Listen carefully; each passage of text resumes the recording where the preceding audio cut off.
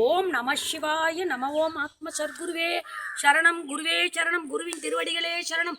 அன்பே சிவம். ஓம் திருச்சிற்றம்பலம். ஓம் 18 சித்தர்களே போற்றி, 51 மகான்களே போற்றி, 63 நாயன்மார்களே போற்றி, 12 ஆழ்வார்களே போற்றி, கோடான கொடி ஜீவ சமாதியில் இன்றும் பிரபாவரம் பெற்று வாழ்ந்து கொண்டிருக்கும் சித்த புருஷர்களே, மகரிஷிகளே, தவயோகிகளே போற்றி போற்றி என்று போற்றி, வனதேவதையை போற்றி, வனத்தை காக்கும் வன குழந்தைக்காளியை போற்றி சமர்ப்பிக்கும் இந்த பிரார்த்தனை யாவது என்றால், அன்பாத்ம சொந்தங்களே, இன்னைக்கு நான் பேச போற ஒரு முக்கியமான டாபிக் என்னவென்றால் காந்த்ரா படத்தை பற்றி. அதாவது அன்பாத்ம சொந்தங்களே, நான் என்னுடைய இல்லற வாழ்க்கையை துறந்து எதற்காக பிறந்தேன், எதற்காக வாழ்ந்தேன், எதற்காக வாழ்ந்து கொண்டிருக்கிறேன் என்ற தருணங்கள் புரியாமல் நான் வாழ்ந்தேன்.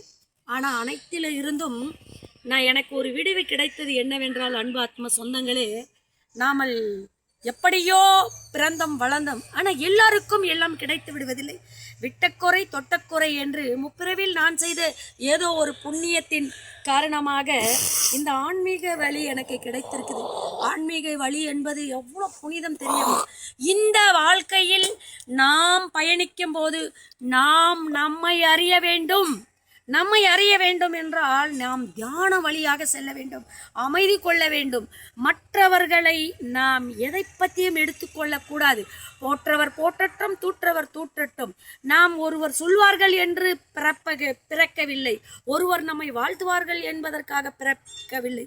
ஏதோ ஒரு காரணத்திற்காக நாம் பிறந்தோம், ஏதோ காரணத்திற்கு வளர்ந்தோம். ஆனால் கால சூழ்நிலை வரும்போது நாம் கண்டிப்பாக நாம் வந்த நோக்கத்தை அடைவோம். இதனால் காந்த்ரா பிலிமை பற்றி, அந்த மூவியை பற்றி நான் சொல்ல வேண்டாம். அன்பாத்மா சொந்தங்களே, எத்தனை பேர் இது நெகட்டிவாக எடுத்துக்கிட்டீங்களோ, எத்தனை பேர் பாசிட்டிவாக எடுத்துக்கிட்டீங்களோ எனக்கு தெரியாது. நான் 28 வருடம் ஆகிவிட்டது என் சொந்த வாழ்க்கையை துளைத்து, அதிலிருந்து ஆன்மீகத்தை பற்றும் உண்மையான சுத்தமான ஒரு துறவி வாழ்க்கை தான் வாழ்ந்து கொண்டிருக்கிறேன். அனைத்தும் உங்களுக்கு தெரியும். எங்கேயோ பிறந்து, எங்கேயோ வளர்ந்து, எங்கேயோ வாழ வேண்டிய நான் சிவனை நோக்கி வந்துவிட்டேன். அகத்திய மகரிஷி, போகர் மகரிஷி, ரமணா பகவானின் தீர்க்க தரிசனம் பெற்ற பெண் சித்தர், ஆத்ம சித்தர் நாகம்மா. அதாவது நான் வாழ்ந்த காலங்கள், வாழ்ந்த தருணங்கள் எல்லாம் அடுத்த வெப்சைட்டில் போடுறேன். இப்போ நான் சொல்ல போகிறது என்னன்னா, படம் பார்க்க மாட்டேன், டிவி பார்க்க மாட்டேன், இந்த செய்திகள் வாசிக்க மாட்டேன். ஏதோ ஒரு சிலது என்னுடைய பக்தர்கள் அவர்கள் மாநிலத்தில் மாவட்டத்திலிருந்து அனுப்பக்கூடியது மட்டும்தான் நான் பார்த்து அதற்கானது பேசப்படுவேன். அப்படி இருக்கும் வேளையிலே, அன்பு ஆத்ம சொந்தங்களே, இந்த தருணத்தை உங்களோட நான் பங்கு கொள்ள ஆசைப்படுவது என்னவென்றால், 28 வருடமாக என்னை மறந்து வாழ்ந்து கொண்டிருக்க வாழ்க்கையிலே திடீரென்று ஒரு வைப்ரேஷன் என்னை அழைக்கிறது. அதுதான் காந்த்ரா பிலிம் மூவி என்பதற்கு அர்த்தம். ஏதோ ஒரு என்னை, இந்த படத்தை பார்க்காத என்னை பாருங்கள். நம்முடைய குண்டி முனி, உண்மையான இடம் கொண்ட இந்த வனத்துக்கு கீழே இருக்கும் குண்டி முனி அவர்களும் நான் சொல்வதை உண்மை என்பதற்காக அங்கு பெல் வாசிக்கிறது. அன்பு ஆத்ம சொந்தங்களே, அங்கே மணி ஓசை எழும்பியது உண்மை. நான் ஏதோ ஒரு காரணத்துக்கு பிறப்பெடுக்கப்பட்டுள்ளேன்.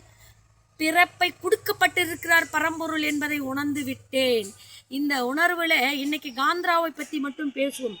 காந்த்ரா படத்தை ஏன் நாம் போய் பார்க்கிறோம் என்கிற ஒரு அச்சம், ஒரு அந்த பயம் எனக்குள்ளே இருந்தது. ஆனாலும் காந்த்ரா மூவியில் போய் பார்க்கணும் என்கிற ஒரு ஆர்வம் கொண்டு காந்த்ராவை பார்க்கிறேன். ஆனால் அந்த காந்த்ரா மூவியில் நம்ம, அதாவது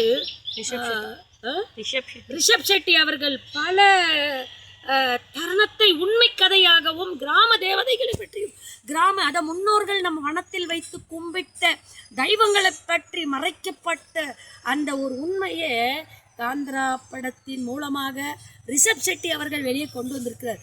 ரிஷப் ஷெட்டி அவர்கள் அது படமாகவோ அல்ல நடிப்பாகவோ அது நடிப்பாக உண்மை தருணம் அவருக்குள்ள வரும் ஒவ்வொரு தருணத்திலும் உண்மை தெய்வம் அவர்களுக்குள்ள வருவதை நான் உணர்ந்தேன். அதாவது கடைசி நேரத்திலே அந்த சொத்தை கேட்பதற்காக, காந்த்ரா 2 ஃபிலிமில் அந்த சொத்தை கேட்பதற்காக அந்த அரசன் வருவான். அரசன் என்ன நடிக்கிறீர்களா, இவ்வளவு நாள் நீங்கள் வனத்தில் இருட்டில் இருந்தீங்க, இப்போ வெளிச்சத்தை பார்த்து கொள்ளுங்கள் என்று அந்த அங்கே வாழும் பழங்குடியினர் மக்களின் வீட்டையெல்லாம் எரித்திடுவார். அப்போ காந்திரா என்கிற ஒரு கேரட் கொண்டு நடித்த அந்த வனதேவதர்கள் அந்த சீனில் வந்து பார்த்தீங்கன்னா அவங்க ரொம்ப ரிஸ்க் எடுத்து நடிச்சிருக்கிறாரு ரிஷப் ரெட்டி அவர்கள். அப்போ ரிஷப் ஷெட்டி அவர்கள் அப்போ அந்த வனத்துல இருக்கிற தெய்வங்களை உண்மையை கொண்டு வந்திருக்கிறாரு. உலகத்துல இது வரைக்கும் எந்த மூவியும் கொண்டு வராத உண்மை தன்மையையும் உண்மையான உணர்ச்சி பூர்வமான நடித்த படம் தான் நம்முடைய ரிஷப் ஷெட்டி அவர்கள். அவர் ஒரு மாமனிதர், மனிதனை மதிக்கக்கூடிய மனிதன்.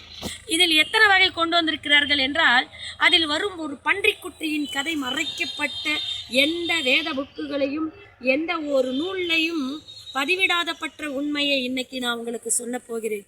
அதாவது ஈசனும் பார்வதியும் கைலாயை விட்டு ஒரு வனத்துக்கு வரும்போது அங்கு தன் தாய் பன்றியை இழந்து தவித்து கொண்டு இருக்கும் ஒரு குட்டி பன்றியை பார்வதி தேவியார் பார்க்கிறார்கள். அதை பார்த்த உடனே அதனுடைய துடிப்பு ஒரு தாய்மைக்கு தானே தெரியும், ஒரு குழந்தையின் துடிப்பு. அந்த பன்றிக்குட்டியை கைலாயத்துக்கு கொண்டு செல்கிறார் சிவபெருமானோட. அங்கு சென்ற அந்த பன்னிக்குட்டி நல்ல ஏகபோகமாக வாழ்க்கை வாழுகிறது. ஆனால் அது வளர்ந்த தருணத்திலே அந்த வனத்தை எல்லாம் நாசம் செய்கிறது. அந்த வனத்தை எல்லாம் நாசம் செய்யும் போது சிவபெருமானுக்கு கோபம் வந்து விடுகிறது. இந்த பன்னி நம்முடைய இந்த அதாவது ஈசன் தோட்டத்தை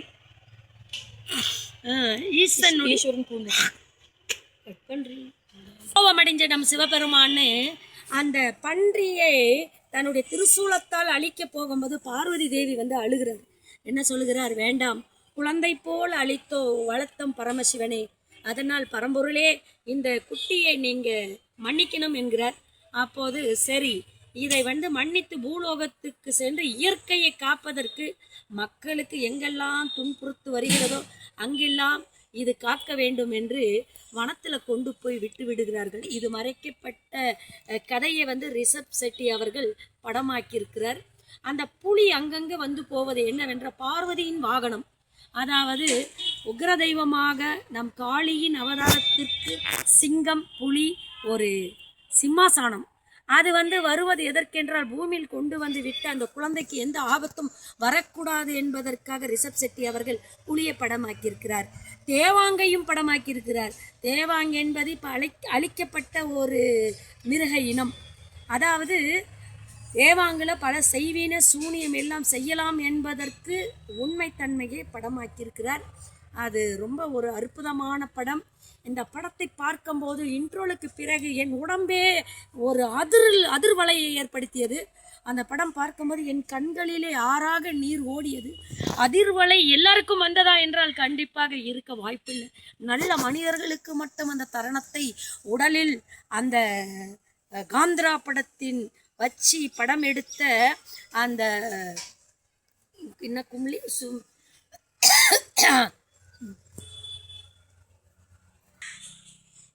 அந்த பஞ்சொருளி என்கிற அந்த படத்தில் வந்து புலிகா என்கிற ஒரு தெய்வத்தை அவர்கள் வந்து படமாக்கியிருப்பார்.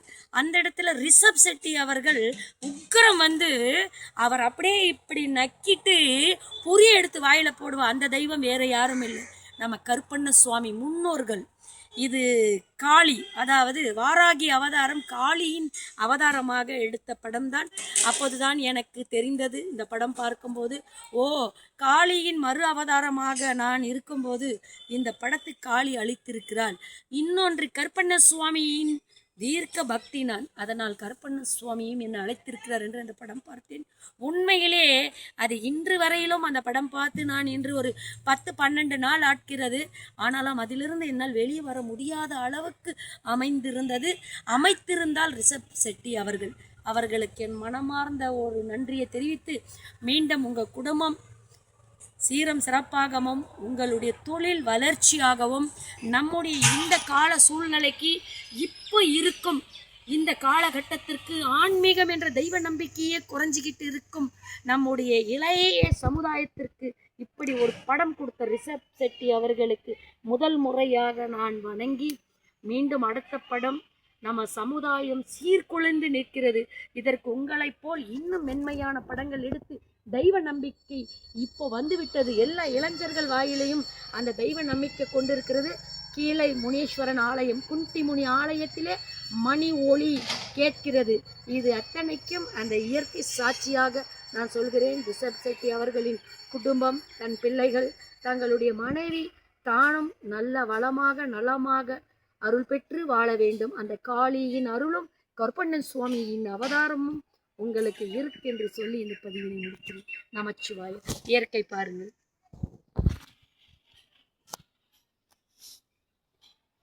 இந்த இயற்கையெல்லாம் நமக்கு கிடைத்த பொக்கிஷங்க. நாகத்தை வசமாக்குகிறார் பாம்பாட்டு.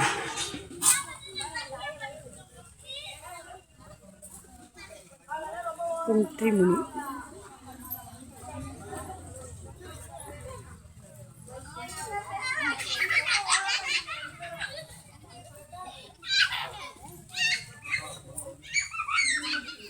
குற்றிமீனவிந்து நாகம் வெட்டு வகை போல்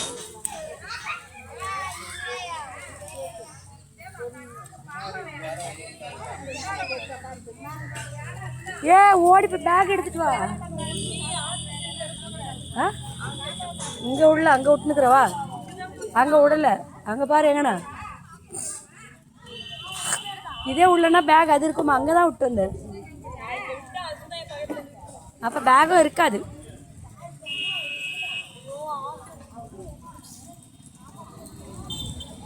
யார் வந்தாங்க? வேற யாரும் வரலையே. சாட்சிக்கு தேடினா தேடலனா போடு. என்ன அதை யாரும் விட்டுட்டு அது போட்டு போயிட்டாங்க போல போட.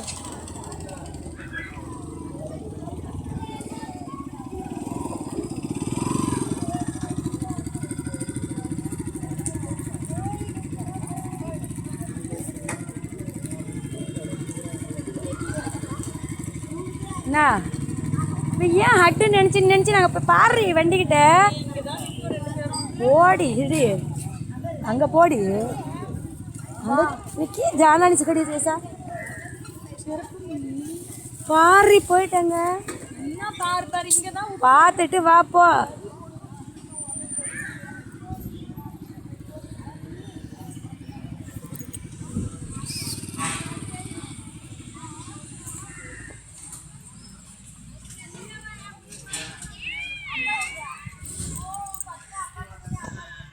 இதுதான் அகஸ்திய மாமுனிவர் வந்து தவம் பண்ண மலை. இந்த மலை மீது தான் 48 அடியில் மலையின் பிழிவு வடிவில் அப்படியே வளர்ந்துருக்கிற அந்த சத்தியம். இதோ நான் சொல்ல சொல்ல குண்டிமணி அவர்கள் ஒளி எழுப்புகிறார்கள் அவர் ஆலயத்தில். அப்படி ஒரு பசுமை நிறைந்த இயற்கை இடத்துல தான் சித்த புருஷர்கள் வாழ்ந்தார்கள் என்பதற்கு இது ஒரு பெரிய வரலாறு கதை. இந்த இடத்துல தான் அகஸ்திய முனிவர் உடைய பெரிய ஒரு இது